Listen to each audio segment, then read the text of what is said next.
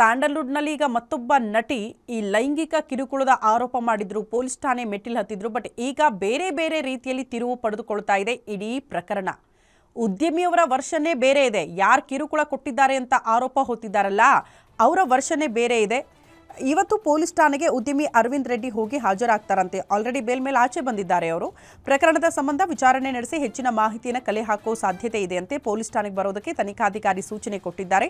ನಟಿಗೆ ಹಣಕಾಸು ನೆರವು, ಕಾರು ಉಡುಗೊರೆ ನೀಡಿದ್ದೀನಿ ಅಂತ ಉದ್ಯಮಿ ಒಂದು ಸ್ಟೇಟ್ಮೆಂಟ್ ಕೊಟ್ಟಿದ್ರು. ಆ ದಾಖಲೆಗಳನ್ನು ಪೊಲೀಸರಿಗೆ ಇವತ್ತು ಅರವಿಂದ್ ರೆಡ್ಡಿ ತಂದು ಕೊಡ್ತಾರೆ ಅಂತ ಹೇಳಲಾಗ್ತಾ ಇದೆ. ಕಿರುಕುಳ ಪ್ರಕರಣದ ಸಂಬಂಧ ಜಾಮೀನನ್ನು ಆಲ್ರೆಡಿ ಉದ್ಯಮಿ ಅರವಿಂದ್ ರೆಡ್ಡಿ ಪಡೆದುಕೊಂಡಿದ್ದಾರೆ.